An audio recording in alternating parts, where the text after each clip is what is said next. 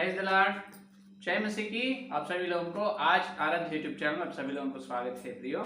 आइए प्रभु का वचन को ध्यान करें। तो कल के संदेश में अपन पुनरुज्जीवन, कलीसिया पुनरुज्जीवन होनी चाहिए, तो उसके बारे में अपन ध्यान कर रहे हैं। तो आज कलीसिया परमेश्वर के स्वरूप में है नहीं, कलीसिया दीवट के जैसा प्रकाशित होनी चाहिए, दीवट के जैसा चमकनी चाहिए, रोशनी देनी चाहिए। हर विश्वास दीपक बनना है, कलीसिया दीवट बननी चाहिए। लेकिन क्यों नहीं बन रहे? आज पवित्र आत्मा परमेश्वर का अभिषेक नहीं है और पवित्र आत्मा परमेश्वर के द्वारा प्रबल, शूर और पराक्रमी कार्य कलीसिया में नहीं हो रहा है। कारण क्या है? वो जीवन नहीं है। पुनरुज्जीवन से कलीसिया भरनी चाहिए, क्योंकि कलीसिया सार्दिस कलीसिया की स्थिति में है। नाम तो जीवित है, लेकिन सारे कर्म, कलीसिया के सारे कर्म मृत्यु की स्थिति में है। तो ये गुण तो बहुत खतरनाक के गुण है। कल यहां तक अपन ध्यान करें तो जागना चाहिए। इसलिए अपन कैसे प्रार्थना करनी चाहिए? दाऊद की जैसा प्रार्थना करनी चाहिए। कैसे? हे परमेश्वर, हमें फिर से चिल्लाओ, फिर से चिल्लाओ। ऐसे प्रार्थना करने से, जैसा पेंटेकोस्ट के दिन पवित्र आत्मा का आग उतार कर आए हैं 120 लोगों पर ऊपर, जब एक ही दिन लगभग 3000 लोगों की बपतिस्मा हुई, वो है परमेश्वर का अद्भुत कार्य। तो उस प्रकार की कार्य आज भी होना है, तो परमेश्वर का पुनरुज्जीवन कलीसिया में आनी चाहिए, होनी चाहिए। कल वहां तक अपन ध्यान करें। आज अपना ध्यानांश है कि कलीसिया के लोग, कलीसिया संतान को फायदा होनी चाहिए। कलीसिया संतान, कलीसिया को संतान होना चाहिए, क्योंकि कलीसिया बांझ है। कल आखिरी में यह बात बोल के संदेश को खत्म करें। आज उसको कंटिन्यूएशन चलेंगे। देखिए, तो अब इब्राहिम और शाराई को अपन देखें तो इब्राहिम और शाराई, शाराई तो बहुत रूपवती, बहुत सुंदरवती स्त्री है। शाराई देखिए, देखने को कितनी सुंदरी है शाराई। जब इब्राहिम और शाराई ने हारान देश से मिस्रियों के देश में चलते हैं, हारान देश से मिस्रियों के देश में चलते हैं। जब मिस्रियों के राजा फिरौन राजा और शाराई को देखते हैं, जब बहुत सुंदरी है, जब शाराई तो बहुत सुंदरी है। जब इब्राहिम का वर्ष इतना है 65 साल, शाराई का उम्र इतना है कि 66, कितना उसका, सॉरी 75, इब्राहिम का 75 और शाराई का आयु तो 65, इसका मतलब 65, उनका 75, उनका 65 साल। वहां से और लगभग 25 साल के बाद अबीमेलेक राजा के पास इब्राहिम और शाराई जाते हैं। जब इब्राहिम का आयु तो 100 साल है, 100 वर्ष का, और शाराई का उम्र 90 साल की। जब अबीमेलेक राजा शाराई को देखकर क्या सुंदरी है बोलता है, इसका मतलब शाराई बहुत सुंदरी है, देखने को रूपवती, गुणवती, अच्छी स्त्री है। देखिए, अब देखें तो उत्पत्ति 12 अध्याय, देखिए उत्पत्ति 12 अध्याय 14 वचन, उत्पत्ति 12 अध्याय 14 वचन को अपन देखेंगे। तो देखने को तो इतनी सुंदरी है शाराई, लेकिन एक लोभ उनके अंदर है। देखो 12 और 14 वचन में क्या कह रहा है, देखो। फिर ऐसा हुआ कि जब अब्राम मिस्र में आया, तब मिस्रियों ने उसकी पत्नी को देखी, वो अति सुंदर है। ये देखिए, अति सुंदर है, मिस्रियों से वहां पर गए हैं अबीमेलेक राजा के पास। कौन? ये अबीमेलेक राजा के पास इब्राहिम और शारा, गेरार देश अबीमेलेक राजा के पास गए। जब शाराई को देखकर मिस्री को लोग भी कहा, ये तो बहुत सुंदरी है, लेकिन शाराई बांझ है। इतना सुंदरी है लेकिन बांझ है, शाराई ही नहीं। और शाराई का बेटा, इसका मतलब उनका याकूब की पत्नी राहेल भी बहुत सुंदरी है। ये क्यों बता रहे, अभी आगे अपन सुनेंगे। देखिए वहां पर उत्पत्ति 29 और 17 वचन, उत्पत्ति 29 और 17 वचन, राहेल के बारे में भी देखेंगे। शाराई और राहेल 29 और 17, देखिए 29 और 17 वचन को देखो।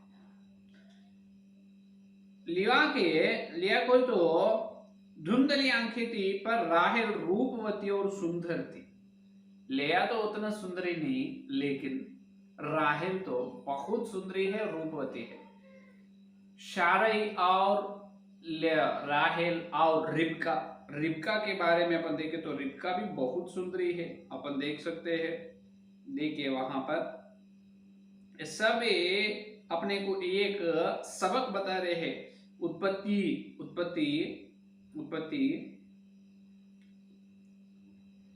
24 अध्याय, उत्पत्ति 24 अध्याय में अपन देख सकते हैं। उत्पत्ति 24 अध्याय में देखो रिबका के बारे में 16 वचन, 24 और 16 वचन देखिए। 16 वचन, वह अति सुंदर और कुमारी थी। कौन?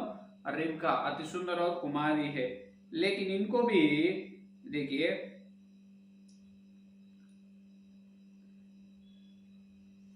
लेकिन रिबका को भी संतान नहीं है। वहां पर राहेल को संतान नहीं, शारई को और रिबका को, राहेल को, किसी को भी संतान नहीं है। लेकिन बहुत सुंदरी स्त्री लोग है, ये लोग तो बहुत सुंदरी स्त्री लोग है। उत्पत्ति में देख सकते हैं अपन 30वां अध्याय पहला वचन, उत्पत्ति 30 और पहला वचन में देखो।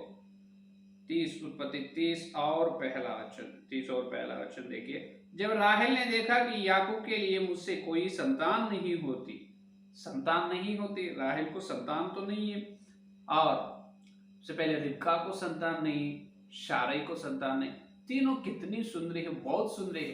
तो इनके बारे में क्यों सुन रहे हैं? इसीलिए सुन रहे हैं कि देखने को शारई और रिबका, राहेल सुंदरी स्त्री है, रूपवती और गुणवती अच्छे स्त्री लोग है। ये स्त्री लोग कलीसिया के सादृश्य है। शारई और रिबका और राहेल कलीसिया के सादृश्य है। आज कलीसिया में परमेश्वर की दृष्टि में थोड़ा बहुत तो सुंदर है, कलीसिया का मतलब जितने लोग उद्धार में है, जितने लोग विश्वासी लोग हैं धरती में, ये करोड़ों लोगों की बात नहीं, ध्यान से सुनो। कलीसिया, परमेश्वर की कलीसिया का मतलब जो सिर्फ नाम से बुलाने के लिए विश्वासी लोग हैं, वो लोग बिल्कुल नहीं। सुसमाचार सुनकर मन परिवर्तन होकर प्रार्थना करके पानी में से बपतिस्मा ले, फिर से जन्म लिया है, फिर से फायदा हुआ है, ये लोगों का समूह, वो लोगों का समूह ही कलीसिया। क्योंकि बहुत लोगों को तो उद्धार नहीं पाया, उद्धार पाया, लेकिन पानी से बपतिस्मा ने उसका मन परिवर्तन भी नहीं होता है और प्रार्थना भी नहीं करता है, सुसमाचार को विश्वास भी नहीं करता। जो बचपन में जो ज्ञान स्नान बोल के वो लेता है, नहीं तो नाना प्रकार के बपतिस्मा लेता है, लेकिन सही प्रकार की बपतिस्मा है पानी में से बपतिस्मा लेना। इसका मतलब मरना और फिर उठना, मरने के और जी उठने के सादृश्य वो दिखाई देना है बपतिस्मा के संदर्भ में। तो जो लोग फिर से पैदा हुआ है, नए जन्म लिए है, वो लोग कलीसिया है, वो लोग परमेश्वर की कलीसिया है। तो आज परमेश्वर की कलीसिया तो ऐसे है, थोड़ा बहुत तो अच्छी है। क्यों थोड़ा बहुत आज अच्छे, इससे पहले अच्छे नहीं है क्या?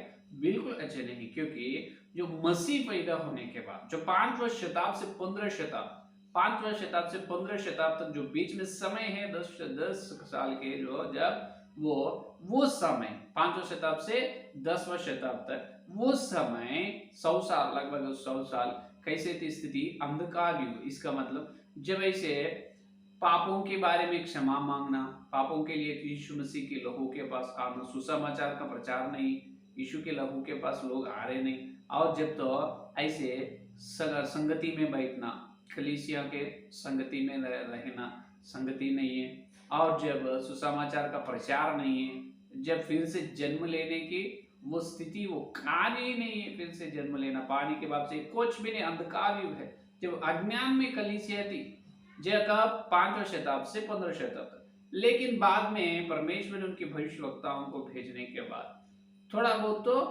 बदल चुका है, थोड़ा बहुत तो ज्ञान कलीसिया को मिल चुके हैं। आज कहाँ भी देखो सुसमाचार प्रचार कर रहा है, और थोड़ा बहुत बपतिस्मा भी हो रहा है, और विश्वासी लोगों को भी प्रार्थना की आशा है, सच विश्वासी लोगों के अंदर, वचन के श्रद्धा है कुछ विश्वासी लोगों के अंदर। तो पहले वो अंधकार युग कहा जाता है 5वीं शताब्दी से 15वीं शताब्दी तक, लेकिन अभी वैसा नहीं है।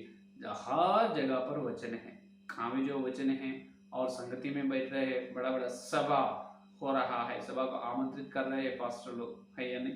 तो इसीलिए आज थोड़ा बहुत तो अच्छा है। इसीलिए परमेश्वर की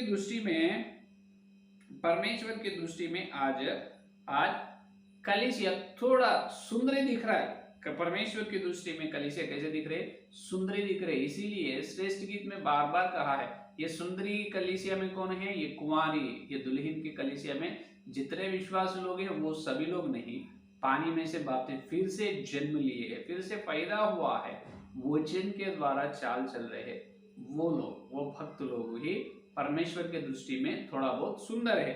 श्रेष्ठ गीत में एक पहला अध्याय 8वां वचन, दूसरा अध्याय 11 वचन को देखो।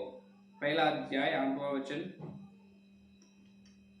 पहला अध्याय श्रेष्ठ गीत, पहला अध्याय 8वां वचन देखो क्या कह रहे हैं यीशु ने। हे स्त्रियों में सुंदरी, यदि तू यह ना जानती हो, हे स्त्रियों में सुंदरी। और देखिए दूसरा अध्याय 11 वचन में भी क्या कह रहा है, क्योंकि देख सर्दी जाती रही, वर्ष भी हो चुकी है और जाती रही है, पृथ्वी पर फूल दिखाई देते हैं। 10वां वचन, हे मेरे प्रिय, हे मेरी सुंदरी, हे मेरे प्रिय, मेरी सुंदरी, यहाँ पर कहा जा रहा है। और 4वां अध्याय पहला वचन देखिए, हे मेरी प्रिय तू सुंदर है, हे मेरी प्रिय तू सुंदर है। और 7वां अध्याय में भी अपन देख सकते हैं, 7वां अध्याय 6 और 6 का वचन, हे प्रिय और मन भावनी कुमारी, तू कैसी सुंदर और कैसी मनोहर है। कैसी सुंदरी, मेरी सुंदरी, इतने बार कहा है, 4 बार देखा। तो आज थोड़ा बहुत कलीसिया परमेश्वर की दृष्टि में सुंदर है, लेकिन ये सुंदरी तो है जैसा शारै के जैसा और रिबका के जैसा, राहेल के जैसा, लेकिन एक लोक कलीसिया के अंदर है।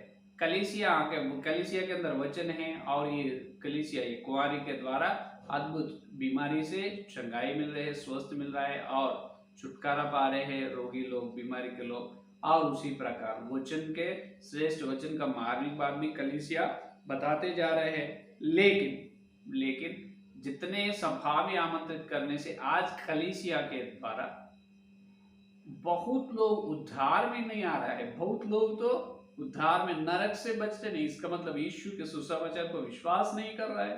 क्यों? ये सुंदरी स्त्री है, काम तो कर रही है कलीसिया स्त्री, ये कुमारी काम तो बहुत कर रही है, वचन को प्रचार कर, सुसमाचार को प्रचार कर रहे हैं, और बीमारी लोगों को चंगाई कर रहे हैं, और पवित्र आत्मा के दान को मांग रहे हैं, लेकिन भी परमेश्वर का कार्य नहीं हो रहा है। जब प्रेरितों के समय पेतरुस और यूहन्ना जब पवित्र आत्मा का आग अभिषेक पाने के बाद सुसमाचार प्रचार करने से यहूदा के लोग सामने आकर, पेतरुस के सामने आकर कहा, अब हम क्या करें? जब बताया पेतरुस ने, तो मन फिराओ और प्रार्थना करो पाप की क्षमा के लिए, मन फिराओ और प्रार्थना करो, यीशु के नाम में उद्धार पाओ, बपतिस्मा लो, बताया। तो आज ऐसे कलीसिया के पास अगर कितने लोग पूछ रहे हैं, ये भक्त लोगों के सामने अपन जितने लाखों रुपए, हजारों रुपए खर्च करके सुसमाचार प्रचार करते हैं, लेकिन बाद में कुछ लोग सामने आकर, हम वचन सुने हैं, अभी हम क्या करना है, ऐसे पूछ रहे हैं? कोई नहीं पूछ रहे।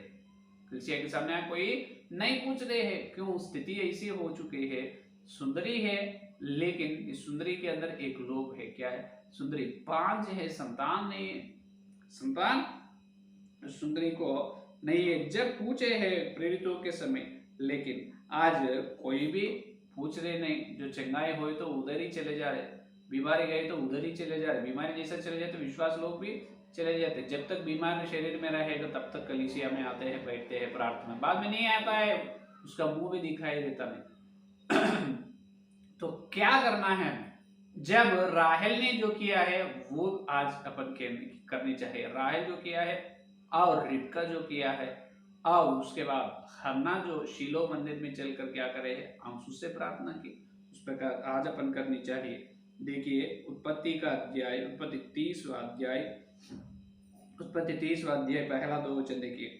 तो ये सुंदरी बांझ है, क्या है, सुंदरी बांझ स्थिति है, बांझी है। तो अभी क्या करनी है, देखो क्या करना है। 30वां अध्याय पहला वचन, जब राहेल ने देखा कि याकूब के लिए मुझसे कोई संतान नहीं होती, तब वह अपनी बहन से डा करने लगी और याकूब से कहा, मुझे भी संतान दे, नहीं तो मैं मर जाऊंगी। ये देखो याकूब के पास चलकर राहेल कहा, मुझे संतान दो, नहीं तो मैं मर जाऊंगी, मर जाऊंगी। तब याकूब ने कहा, राहेल से क्रोधित होकर कहा, क्या मैं परमेश्वर हूं? तेरी कोख तो उसी ने बंद कर रखी है। ये देखो, क्या मैं परमेश्वर हूं? इसका मतलब परमेश्वर तुझे संतान दे सकता है, मैं कौन हूं देने के लिए? याकूब ने क्रोध से कहा है राहेल से। तो आज क्या करना है, कलीसिया राहेल के जैसा, जैसा हन्ना के जैसा आंसू से, रिबका के जैसा परमेश्वर के पास चलकर, परमेश्वर के चरण पकड़कर आंसू से प्रार्थना करनी चाहिए। कलीसिया, हे प्रभु मैं बांझी हूँ, हे प्रभु मैं बांझ हूँ, मुझे संतान दीजिए, मुझे पर संतान नहीं है, संतान दीजिए, बच्चों को दीजिए, मैं जन्म देने की दीजिए प्रभु। ऐसे आंसू से राहेल के जैसे कलीसिया प्रार्थना करनी चाहिए। देखने को तो परमेश्वर की दृष्टि में कलीसिया भक्त लोग सुंदर है, अच्छे प्रार्थना करते हैं, पवित्र आत्मा का दान मांगते हैं, अभिषेक मांगते हैं, सुसमाचार प्रचार करते हैं, देह और धन समय भी बहुत लोग खर्च करते हैं प्रभु की सेवकाई के लिए। अच्छे यत्न तो, मेहनत जो परिश्रम तो कर रहे हैं, सुसमाचार प्रचार न करने से मुझे हाय ऐसा समझकर सेवा की बहुत से काम करने वाले परमेश्वर के दास जन बहुत लोग हैं, लेकिन भी वचन फल रहे नहीं, वचन कामयाब में आ रहे नहीं। सुसमाचार सुनकर कोई भी सामने आकर हम क्या करें वैसा नहीं पूछ रहा है। कारण क्या है? कारण यह है कि अब यहाँ पर आंसू से ये सुंदरी लड़ना चाहिए परमेश्वर से ही, परमेश्वर मुझे संतान दे, मुझे संतान दे, क्योंकि यीशु मसीह कलीसिया की पति है, और कलीसिया यीशु की पत्नी होने वाली, भली पत्नी होने वाली, कुंवारी यीशु के पवित्र करे है भैया में, तो पवित्र हुआ है यीशु के लिए कुंवारी, तो कुंवारी को संतान होनी चाहिए। तो आंसू से जो राहेल के जैसा, हन्ना के जैसा, रिबका के जैसा आंसू से प्रार्थना करना चाहिए। तो प्रार्थना नहीं कर रहे क्या पास्टर जी, आप कह रहे हैं आंसू से, हम तो प्रार्थना कर रहे हैं। तो बहुत लोग तो प्रार्थना तो कर रहे हैं, पवित्र आत्मा के वरदान, पवित्र आत्मा के अभिषेक पाकर सुसमाचार प्रचार करने के लिए बहुत लोग यत्न कर रहे हैं, परिश्रम कर रहे हैं, लेकिन उतना यत्न करने से भी, अपन उतना सुसमाचार प्रचार करने से भी एक या दो जनों बपतिस्मा ले रहा है, एक या दो जनों बपतिस्मा ले रहे हैं। एक बड़ा मीटिंग लगाए, 1 लाख रुपए से मीटिंग होने के बाद सिर्फ एक व्यक्ति का बपतिस्मा हुई तो बहुत है, बहुत बड़ी बात है, लेकिन वैसा भी हो नहीं पा रहा है, वैसा भी नहीं हो रहा है। 1 या 2 व्यक्ति नहीं हो रहा, बपतिस्मा नहीं हो रहा। अगर हो रहे समझो हर दिन 1 या 2 जनों, जहां जहां जहां पर एक ऐसा बपतिस्मा हो रहे थे, लेकिन बपतिस्मा लेने की व्यक्तियों से देखने से नरक में गिरने वालों की संख्या अधिक है, करोड़ों में है। बपतिस्मा लेने वाली संख्या सिर्फ 100 लोगों का भी नहीं, लेकिन एक एक दिन में हजारों लाखों लोग नरक में जा रहे हैं। तो प्रभु का शूर और पराक्रमी कार्य कहां हो रहा है? तू तो बहुत सुंदरी है, रूपवती है, गुणवती है, तो चाल चल बहुत अच्छी है, बहुत सुंदरी है, मन मोह लेते हैं। उतना सुंदरता कलीसिया के पास है, कुंवारी के पास है, लेकिन एक लोभ है, पांच है, संतान नहीं है। क्या फायदा है? प्रयोजन क्या है? प्रयोजन कार्य कलीसिया के लिए यह है कि बच्चों को जन्म देना, बच्चों को फायदा होना कलीसिया से। तो आंसू से प्रभु के चरण पकड़कर रोना चाहिए, समझ में आए। और जहां पर देखिए सुसमाचार प्रचार करने के वो वचन को फल रहे नहीं। योवेल का ग्रंथ पहला अध्याय 17 वचन में अपन देखे तो योवेल का ग्रंथ पहला अध्याय 17 वचन को देखिए। वचन क्या हो रहा है? बीज डेलों के नीचे झुलस गए, भंडार सुने पड़े हैं। ये देखिए, बीज क्या हो गए? बीज डेलों के नीचे झुलस गए, फल रहे नहीं, उपज नहीं आ रहा है। बीज जो बोया गया बीज फल रहे नहीं, क्योंकि वो झुलस गए हैं। सुसमाचार का बीज झुलस गए, फलवंत नहीं हो रहा है, फल रहे नहीं।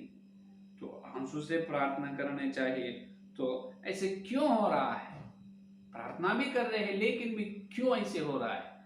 और एक कारण यहाँ पर यह है कि पहला, राहेल के जैसा और हन्ना के जैसा आंसू से प्रार्थना करने से भी लोग प्रार्थना करके और दिन और रात यत्न, दिन और रात सुसमाचार प्रचार करने से भी विश्वासी लोग नहीं आए। इसका मतलब सुसमाचार नहीं पढ़ रहे पास्टर जी, तो क्या करना है? और एक कारण यह है कि परमेश्वर काम नहीं कर रहा है। क्या है? परमेश्वर का काम नहीं हो रहा है, परमेश्वर काम नहीं कर रहा है। तो परमेश्वर अभी उतर आना है, परमेश्वर आकर काम करना चाहिए, परमेश्वर अभी आना है। नहीं तो वचन नहीं फलेगा, सुसमाचार ये वचन कुछ भी फलना है तो परमेश्वर खुद आनी चाहिए। जैसा प्रेरितों के समय, प्रेरितों के दिनों में पहला दिन, दूसरा अध्याय में पवित्र आत्मा का अभिषेक आया, पवित्र आत्मा का आग उतार कर आए हैं। पेतरुस और यूहन्ना के द्वारा पवित्र आत्मा परमेश्वर उनसे बात करे है, इसीलिए वो लोग पूछे अभी हम क्या करें? तब वो लोग कहने से तुम बपतिस्मा लेना है। एक ही दिन 3000 लोगों की बपतिस्मा हुई। कैसे? पवित्र आत्मा परमेश्वर के कार्य से। तो आज भी परमेश्वर खुद उतर आना चाहिए। इसको कहते हैं पुनरुज्जीवन। क्या है?